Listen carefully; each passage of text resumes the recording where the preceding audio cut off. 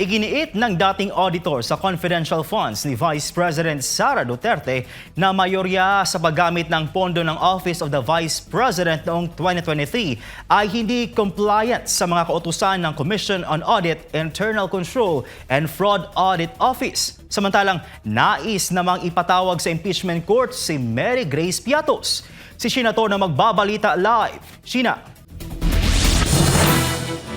Hindi umano kabilang sa mga pinahihintulutang gastusin ng confidential funds ang mga pinaglaanan ng pondo ni Vice President Sara Duterte. Ito ang iginiit ng State Auditor mula pa rin sa Commission on Audit.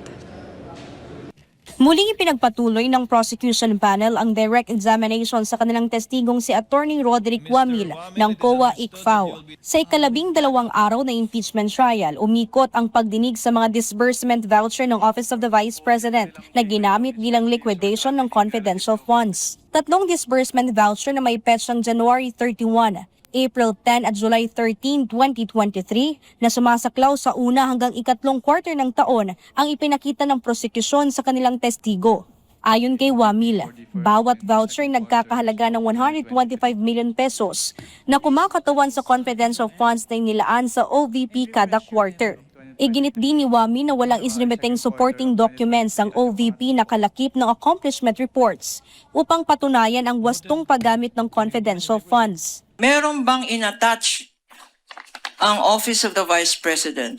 First and second quarter na in-identify, meron ba siyang in-attach mga dokumento na nagpapatunay na ginastos talaga yung 42 million na yan for the first quarter and 10 million na yan for the second quarter for medicines alone? Wala po silang in-attach na any document po supporting yung kanilang payment for medicine. Ano naman ang masasabi mo dito sa accomplishment report ng Vice President? Meron din po silang payment of reward dito na worth 35 million pesos. Pero wala po silang in-attach na any document evidencing the success of the information gathering or surveillance activities on account of the information given by the informer. And based on your evaluation, compliant ba ito? Hindi po siya compliant. Sa paglalahad ni Wamil na mga nakita niyang paglabag ng Office of the Vice President, hiniling niya kay Presiding Officer Senator Cheese Escudero na mabasang nilalaman ng Audit Observation Memorandum o AOM para sa ikatlong quarter. Ngunit tumutol dito si Attorney Michael Pua ng Defense Panel ni VP Sara. Your Honor, may I be allowed po to refer to the AOM for the complete With the permission of the presiding enumeration po of the findings. Yesterday, I remember that the witness was only in ICFAO until February 2024. Is that correct? So this AOM for the third quarter was issued August 8, 2024, Your Honor.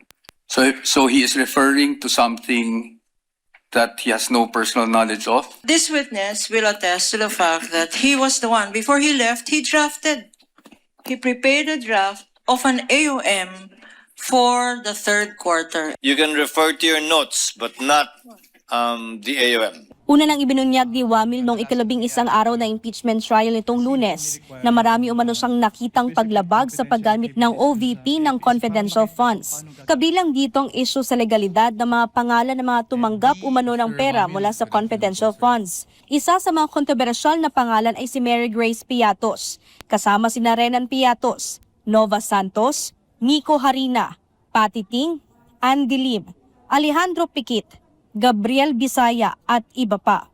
Para kay Kapunan, kahina-hinala umano ang ilan sa mga pangalang nakalista at posible umanong mga imbento lamang ang mga ito. At saka hindi ba kayo matatawa sa ang dilim? Ganyan kagaling ang Pinoy, no? May sasabihin ka, merong pwedeng invento yan, no?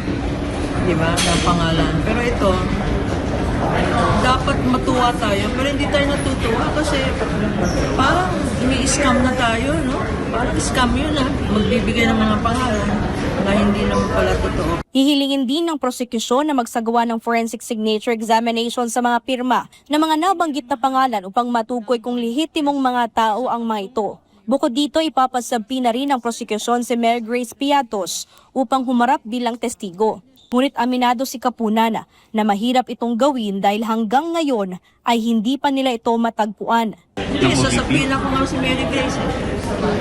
Si Piatos. Hinahanap pa namin eh. Hindi pa pa namin makita kung saan lang kami pumuntang Mary Grace. Hindi, wala naman doon. Ang kapadala namin sa Office of the Vice President yung subpoena. Ayon pa kay Attorney Kapunan, mas marami pang pangalan ng mga umano'y tumanggap ng confidential funds ang ilalabas ng prosekusyon sa mga susunod na pagdinig. Marami tayong papalabas. Kasi ayaw naman hindi naman kasi nag-stipulate. Kung nag-stipulate, ang defense sa mga pangalan na yan, baka hindi namin pakita. Pero ayaw mag-stipulate, ipapakita namin yung mga pangalan na kaiba. So other than these names, marami pa, attorney. Marami pa. Magulat na lang. Suspense naman. Muling haharap si Attorney Roderick Wami sa 13 araw ng impeachment trial ni VP Sara. Ito yung pangbigyang daan ng clarificatory questions ng mga setter judges kaugnay pa rin ng Article 1 o ang maling paggamit umano ng confidential funds ng Vice Presidente. Balik sa iyo, Prince. Maraming salamat, Sheena Torno, sa iyong live report. Binusisi sa Day 12 ng impeachment trial ang paggamit ng confidential funds ng Department of Education sa ilalim ng pamumuno noon ni Vice President Sara Duterte. Tinanggal naman ng Senate Impeachment Court sa official records ang pagbansag sa DepEd confidential funds bilang scam. Narito ang detalye ni Angel Pastor. Sa testimonya ng dating COA State Auditor na si Roderick Wamil, ibinahagi niya ang kanyang mga obserbasyon sa mga dokumentong isinumite ng Department of Education kaugnay sa paggamit ng confidential funds ng ahensya na dating pinamunuan ni Vice President Sara Duterte. Ipinagpatuloy ng prosekusyon sa ika-12 araw ng impeachment trial ang direct examination kay dating COA ICFAO State Auditor Roderick Wamil. Kaugnay ito sa paggamit ng confidential funds ng Department of Education o DepEd sa ilalim ni Vice President Sara Duterte. Nabanggit na nakatanggap ang DepEd ng 37.5 million pesos na confidential funds para sa first, second at third quarter ng physical at financial plan ng ahensya. Sinabi ni Wamil na hindi umano tinukoy ng DepEd ang mga confidential activities na pagbabasehan ng paglalabas ng pondo. Kabilang sa mga pinaglaanan ng confidential funds ang counter-insurgency programs, abuse prevention and control sa mga paaralan, anti-illegal activities operations at anti-extremism terrorism program. Ayon kay Wamil, wala ring isinumiteng dokumento ang DepEd kaugnay ng mga disbursement para sa mga naturang programa. Did the DepEd, Department of Education, submit any list of NPAs, communist or leftist groups? Based on their submissions po, wala naman po silang sinumit. We go as well to the second quarter. What observations can you make about the second quarter, Mr. Witness? Same po with the first quarter, hindi rin po naka-indicate yung kanilang specific confidential activities na kanilang paggagamitan ng magiging basis po ng kanilang disbursements from the confidential fund. Same observation for the third quarter in terms of physical target, Mr. Witness? Yes, ma'am. May paglabag din umano sa 3 disbursement vouchers ng DepEd dahil inaprobahan ito ni Undersecretary Annalyn Sevilla na sinabi ni Wamil na labag sa COA Joint Circular. Batay umano sa Joint Circular, ang head ng ahensya ang dapat responsable sa pag-aproba ng cash advances. Any observations that you may have with regards to these 3 disbursement vouchers? Itong disbursement vouchers po na ito ay inapprove ni Undersecretary Annalyn M. Sevilla in violation po nung joint circular na ang nakalagay po ay the head of the agency shall be responsible for the approval of the cash advances.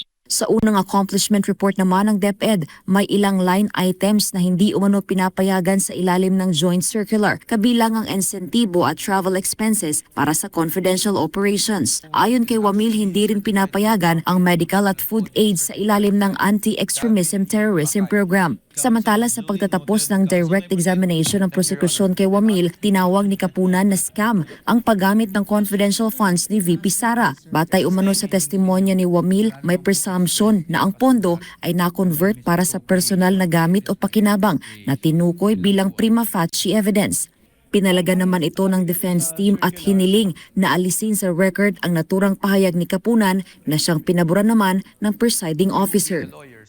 meron tinatawag na prima facie evidence. Anong tawag doon? Presumption? Presumption po. Presumption ng ano? Under 8.3 po, presumption na yung fund po ay na-convert into personal use or benefit. Ang tawag ko lang doon, hindi prima facie evidence. Kung akong tatanungin, scam ito. Move to strike, No Your further Honor. questions. Move to strike. That is out of order, Your Honor. No further questions, Your Honor. So Move to strike. stricken from the record. No further questions. Direct examination is completed. Mula dito sa Senado para sa Diyos at Pilipinas kong mahal, Angel Pastor, SMNI News. Inamin ng prosecution witness na si dating COA Auditor Roderick Wamil na walang paglabag na nakita ang Commission on Audit sa 11 araw na paggastos ng 125 million pesos na confidential funds ng Office of the Vice President noong 2022 at isa lamang itong statement of fact.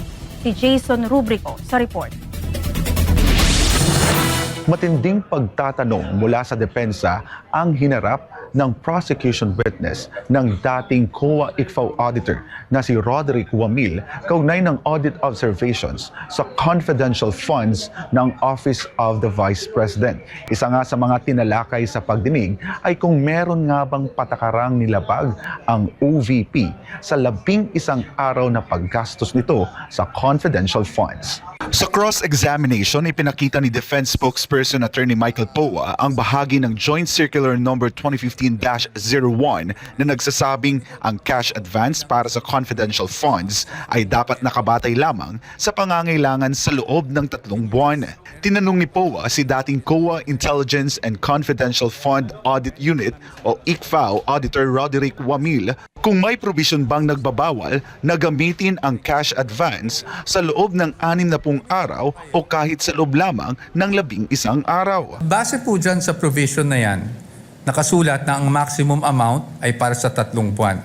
Pero meron po bang provision dyan na nagbabawal na gamitin ito in perhaps 60 days? Wala po. Meron po bang nagbabawal na gamitin ito in 11 days? Wala din po. Maaalalang sa ulat ng COA, ginastos ng OVP ang 125 million pesos na confi funds sa loob lamang ng 11 araw noong December 2022. Pero biglang nilinaw ni Wamil na ang pagbanggit sa 11 araw na disbursement sa Audit Observation Memorandum ay hindi bahagit ng audit findings ng COA. Kaya hindi po namin sinama sa findings namin yung 11 days na disbursement. It's just a statement of fact po on the AOM. Ipinakita rin ng depensa ang mga dokumentong nagpapakitang meron ding confidential funds ang Office of the Vice President noong 2014.